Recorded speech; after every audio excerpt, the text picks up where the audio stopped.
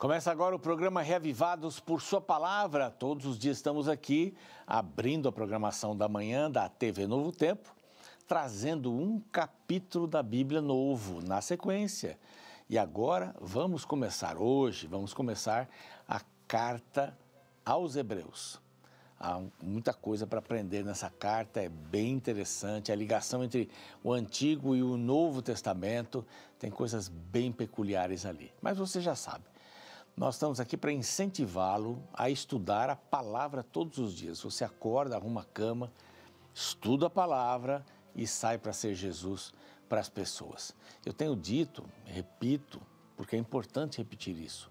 A sua vida não será a mesma, porque a sua perspectiva muda. Quando a perspectiva muda, muita coisa vai acontecer aí. Tenha certeza disso. Tá bom? Então, aí, vamos estudar a palavra de Deus. Estamos começando então a carta aos Hebreus, essa carta que alguns acreditam que Paulo escreveu, outras acham que pela maneira como foi escrita, as palavras usadas, a estrutura, não tem nada a ver com Paulo. Outros acham que Paulo escreveu em hebraico e aí foi traduzida. Então tem algumas teorias sobre isso, mas ela sempre apareceu junto com as cartas de Paulo, sempre apareceu. Então, Paulo escreveu 13 cartas, essa pode ser a 14ª carta. Eu tenho uma tendência para acreditar que esta é a carta que Paulo escreveu também. É uma pequena tendência aí nisso. Mas, nesta carta, a gente vê alguma coisa muito interessante. É uma ligação entre o Antigo Testamento e o Novo.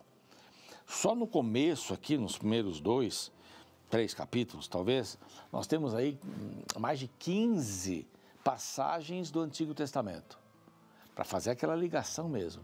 E a ligação é feita, uma carta para os hebreus espalhados em todo o mundo, falando sobre o santuário. E falando que Jesus, aí está bem interessante, é melhor do que qualquer coisa que o santuário, o ritual, já teve. E todas estas coisas acabaram na cruz. Então, ela é bem interessante, essa carta é bem interessante, muito interessante, é melhor, você vai ver muitas vezes a palavra melhor, crer e cuidado. Jesus é melhor que os anjos, melhor que Josué, que Abraão, que os profetas, o sacerdócio, a aliança, o sangue, o sacrifício, o tabernáculo. É bem interessante, nós vamos aprender bastante com esta magnífica carta. Depois do intervalo, a gente volta. Então, espere aí, não saia, a gente já está voltando.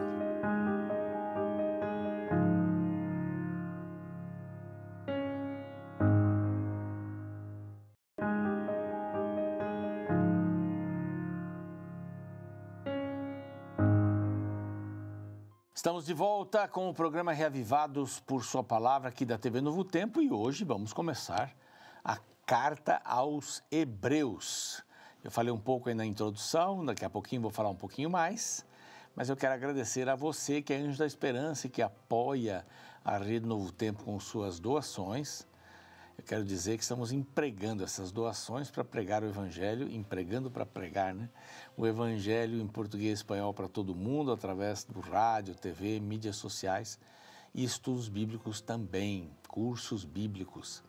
Se você quer saber mais sobre isso, quer se tornar um anjo da esperança, manda uma mensagem aqui para este WhatsApp, tá bom? Aí você vai saber tudinho. Nós estamos no YouTube, eu quero convidar você a se inscrever ali no nosso canal, Reavivados por Sua Palavra NT. Queremos chegar aos 600 mil e você sabe que nas mídias sociais, quanto mais gente, né? E nós esperamos ter muita gente estudando a Palavra de Deus todos os dias. Estamos no Deezer, estamos no Spotify também, para você ouvir, e no NT Play, que tem outros conteúdos além dos da TV. Quanta coisa, hein? E quero oferecer para você essa revista maravilhosa, a Revista Esperança Novo Tempo. O título é Na Mira da Verdade, a tão esperada revista, né? Chegou, tendo aqui respostas para várias perguntas difíceis, hein? Está separado ou está dividido por temas, não é? Sobre Jesus, sobre mandamentos, sobre a Bíblia e assim por diante, vários temas e as perguntas correspondentes ali, você vai gostar bastante. Mande uma mensagem para este WhatsApp que aparece aqui na tela, tá bom? E escreva lá, Na Mira da Verdade. Pode até colocar mais alguma coisinha pelo WhatsApp. Aí você vai receber de uma forma um pouco diferente, mais rápida aí, tá bom? Combinados? Maravilha. Se você quer compartilhar as coisas que acontecem na sua vida em relação ao programa Reavivados, como você estuda a Bíblia, então mande uma mensagem para a gente lá no Instagram, nt.prronaldo, nt.prronaldo. Vou estar esperando você ali. Vamos lá? Hebreus, né? Olha, Hebreus é uma ligação entre o Antigo e o Novo Testamento. Como eu mencionei no primeiro bloco, há várias passagens do Antigo Testamento aqui. E o foco é mostrar a adoração do Senhor. Até anotei aqui. A posição do sumo sacerdote, o mediador, e tem vários ensinamentos práticos aqui para você. Do capítulo 1 até o capítulo 10, a gente vai ver o ministério superior de Jesus. Superior, em relação a todo o ritual do santuário passado. As leis que morriam na cruz do Calvário, não é? E aí você vai ver. O capítulo 11 são exemplos de fé bíblicos. São de pessoas que morreram, que foram desafiadas, vários exemplos que a gente encontra aqui. E do 12 ao 13 tem várias orientações práticas para a vida, tá? A autoria, então alguns colocam como Paulo, porque está na sequência, aqui seria a 14ª carta de Paulo, outros já não concordam por causa do estilo, da maneira de escrever, da pegada aqui da estrutura. Eu tenho um pouco de crença que é do apóstolo Paulo essa carta, tá? Mas a gente não temos nenhuma declaração aqui na própria Bíblia. Paulo não escreve nada aqui dizendo, olha, eu, Paulo, escrevi e tal, mas eu tenho uma impressão nesse sentido aí. Bom, o que vai acontecer aqui nessa carta? Que Jesus é muito maior do que qualquer coisa que já aconteceu. Eu até mencionei algumas coisas dessas aí, né? É maior e melhor sacrifício, maior do que os anjos, e nós vamos ver aqui a divindade de Cristo nesse primeiro capítulo. É muito lindo esse primeiro capítulo aqui. É uma afirmação que Cristo é superior que os anjos, então ele não foi criado. E aqui cada expressão fantástica. Então começa assim. Bom, ele foi maior que os profetas, que os pais, que os patriarcas. Então, veja essa jogada de palavras aqui. Havendo Deus outrora falado muitas vezes, de muitas maneiras, aos pais pelos profetas. Então, vamos mudar aqui. Nesses últimos dias, então, lá atrás, ele falou de várias maneiras aos pais, aos profetas e tal. Mas nesses últimos dias falou pelo Filho. Então é maior e melhor. A quem constituiu o herdeiro de todas as coisas, pelo qual também fez o universo. Então, já coloca Cristo como Criador aqui. Ele é o resplendor da glória e a expressão exata do seu ser, sustentando todas as coisas pela palavra do seu poder. Depois de ter feito a purificação dos pecados, assentou-se à direita da majestade nas alturas, tendo se tornado tão superior aos anjos, quanto herdou o mais excelente nome do que eles. Nós não temos a salvação pelos anjos. Quando João foi se debruçar diante do anjo, ele disse, espera aí, eu sou conservo teu, eu sou criatura. A gente não adora a criatura. E tem uma ondazinha por aí, não é? A questão dos anjos aí, os nomes dos anjos, os anjos são isso, são aquilo, mas difere bastante do que a Bíblia fala sobre eles. Então, o Pai, não é? Eu vou dar esse contexto de novo, para a prática da salvação do ser humano, o Pai se torna o coordenador dessas ações. Os três são iguais em poder, são iguais na eternidade, tudo mais, presença. Mas para que esse plano pudesse fluir, o Pai é o coordenador. Jesus vem, morre, ele é Deus. É assunto aos céus, está lá à direita, não é? De Deus o Pai. Pai e filho, filho aqui não é uma diminuição, eu já falei isso lá atrás, não é uma diminuição de quem é Jesus, de jeito nenhum. E olha que tem mais coisas por aqui. Verso 5, pois a qual dos anjos disse jamais, tu és meu filho, eu hoje te gerei. Ele usa aqui uma expressão de Salmos 2, verso 7, que tem que ver lá com Davi, tem que ver com um rei que era ungido, mas aqui tu és meu filho, tem a ver com Salomão, né? Na sequência, Davi fala de Salomão, tu és meu filho e hoje te gerei. E outra vez, eu lhe serei pai e ele me será filho. Isso aqui é importante porque ele vai ser introduzido agora como primogênito do mundo. Verso 6, e eu já mencionei inclusive isso aqui. Ao ser introduzido como primogênito do mundo, e todos os anjos de Deus o adorem. Peraí. Se o anjo não permitiu que ninguém o adorasse, agora Jesus é adorado pelos anjos. Então tem alguma coisa especial aí. E quando ele diz assim, o primogênito da criação, o que isso aqui quer dizer? É a encarnação, é o primogênito da criação. Adão foi o primeiro homem a ser criado nessa terra e ele caiu, não é? Jesus vem para nascer de uma forma exclusiva, diferente, de uma mulher virgem, né? Houve um trabalho genético ali da parte de Deus que criou a genética para que Jesus nascesse, né? Então a encarnação viesse, e o primogênito do mundo, nesse sentido da encarnação, da vinda dele, nasceu como bebê, depois transformou-se num homem, morreu e ressuscitou. Aqui eu vejo as duas coisas, o nascimento, a encarnação e a ressurreição.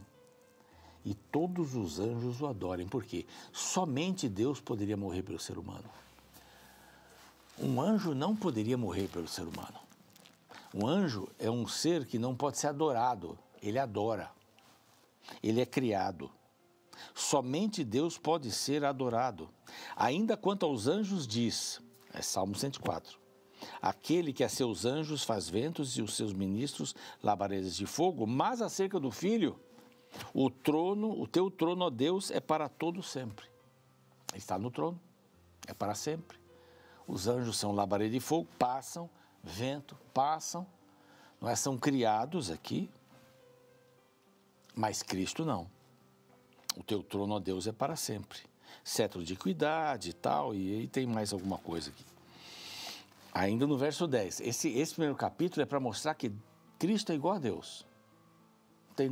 E os anjos são inferiores a ele. No princípio, Senhor, verso 10, lançaste os fundamentos da terra, e os céus são obras de tuas mãos. Eles perecerão, tu, porém, permaneces. Sim, todos eles envelhecerão. Qual veste? Também qual manto os enrolarás?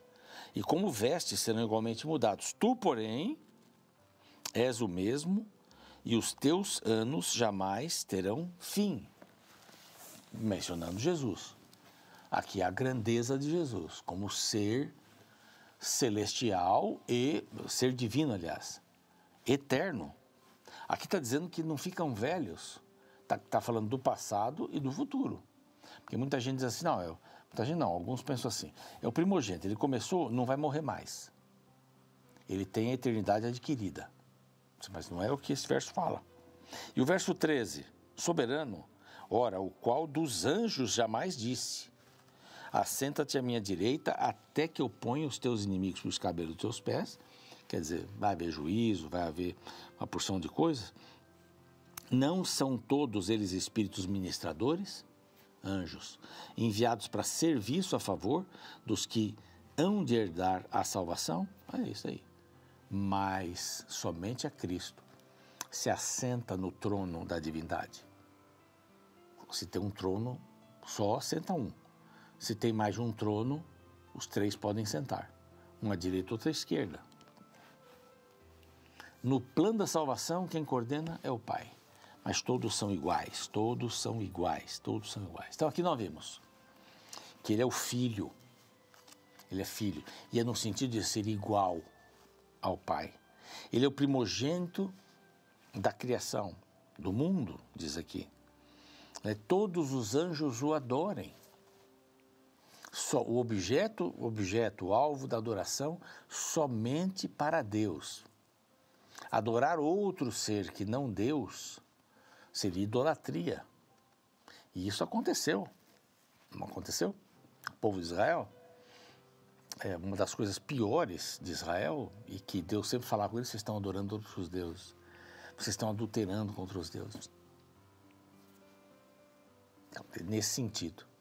Então, seria idolatria se Jesus fosse apenas um ser criado. Porque os seres criados todos por Deus, a nenhum ele pediu que nós adorássemos. Você entende que não tem gente que vai fazer o meio-campo entre nós e Deus? Só tem um.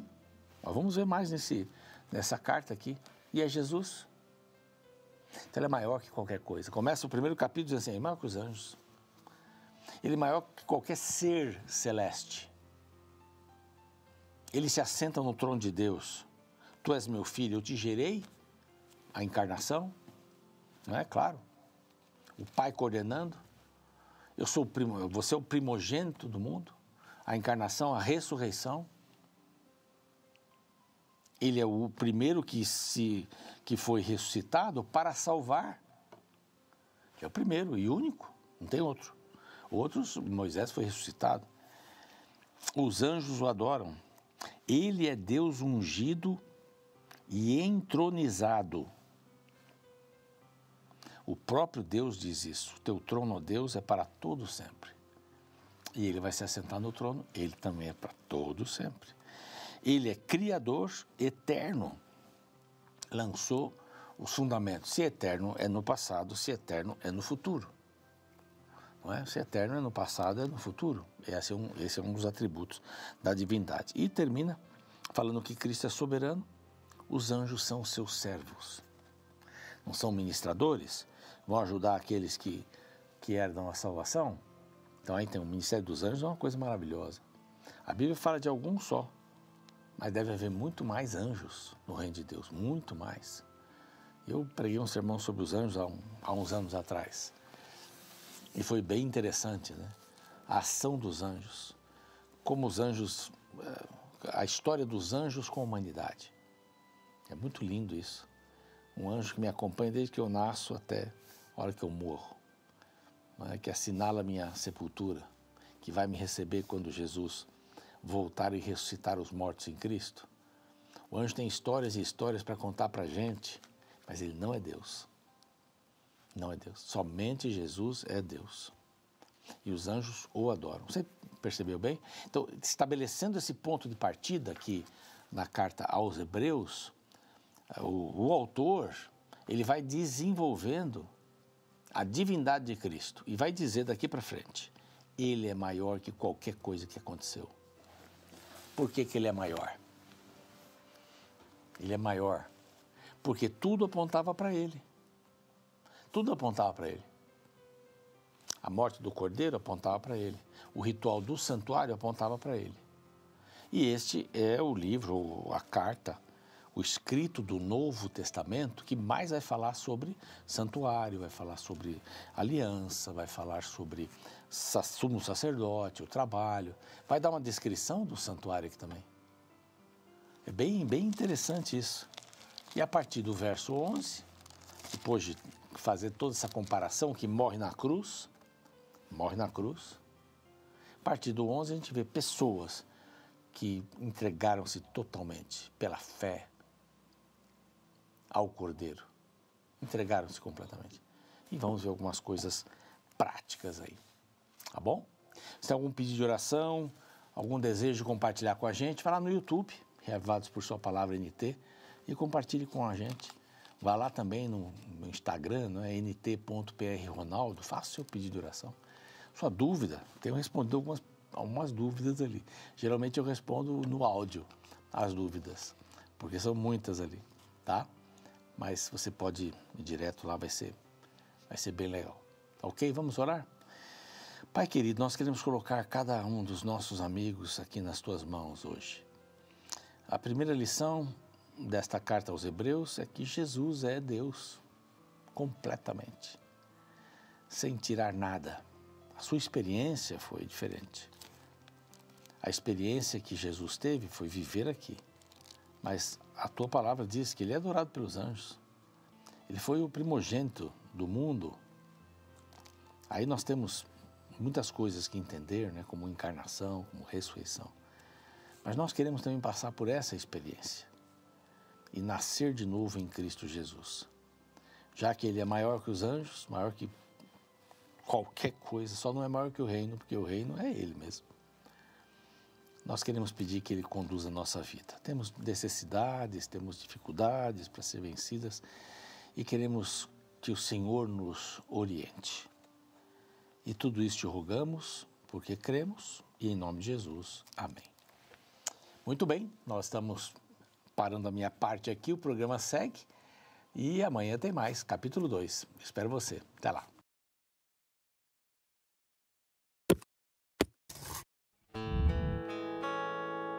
Dentro do cristianismo existem muitas visões a respeito de quem é Jesus. Alguns defendem que ele é uma plena pessoa da divindade. Porém, outros acreditam que ele é uma espécie de Deus menor, que foi criado por Deus em algum momento no passado distante. Com base para esta visão, um texto que é muito utilizado é Hebreus capítulo 1, verso 5, que diz: Pois a qual dos anjos Deus em algum momento disse: Você é meu filho, hoje eu gerei você? E outra vez, eu lhe serei pai, e ele me será filho? A partir deste verso, alguns afirmam que Jesus foi gerado do Pai e por isso é chamado de filho. E por ser filho, é um ser um pouco inferior. Embora esta argumentação pareça seguir uma certa lógica, ela não se sustenta quando analisamos à luz do contexto no qual o texto bíblico aparece. Quando retornamos aos textos anteriores da introdução do livro de Hebreus, percebemos que o apóstolo Paulo está tratando da grandeza de Cristo diante do universo. Logo no verso 3, ele fala da igualdade de Jesus com a divindade e de seu status de rei. Veja: o Filho, que é o resplendor da glória de Deus e a expressão exata do seu ser, sustentando todas as coisas pela sua palavra poderosa, depois de ter feito purificação dos pecados, assentou-se à direita da majestade nas alturas. O texto bíblico é claro ao declarar que Jesus é a expressão exata de Deus. Isso porque a compreensão da filiação da cultura oriental onde a Bíblia foi escrita é diferente da cultura ocidental na qual moramos. No Ocidente, dizer que uma pessoa é filho de alguém está associada à origem. Na cultura oriental está associado à essência. Ou seja, filho de Deus é divino, totalmente divino. Retornando ao texto bíblico, é importante destacar que Paulo, no primeiro capítulo de Hebreus, o eleva Jesus ao status de rei. E justamente com esta ideia em mente é que é possível compreender o verso 5, no qual fala que Jesus foi gerado. Este é um detalhe importante, pois o que Paulo está fazendo em Hebreus é apenas recitar um texto do Antigo Testamento, no caso, o Salmo 2, o qual era o texto principal usado na cerimônia de coroação dos reis em Israel. Todo judeu sabia que usar esse texto para alguém era uma espécie de reconhecimento de seu status de rei. Desta forma, Paulo usa o mesmo verso para se referir ao status de rei que Jesus recebeu de volta quando retornou deste mundo para o céu. Assim, Jesus não é retratado como um ser menor ou um ser criado. O que o texto bíblico está mostrando é que Cristo é divino e está assentado no trono celestial. E sabe, justamente a grandeza de Jesus é que impressiona todo o universo, pois um ser tão grandioso aceitou se fazer tão pequeno para alcançar seres tão minúsculos como nós, para nos elevar de volta ao status de filhos do Rei.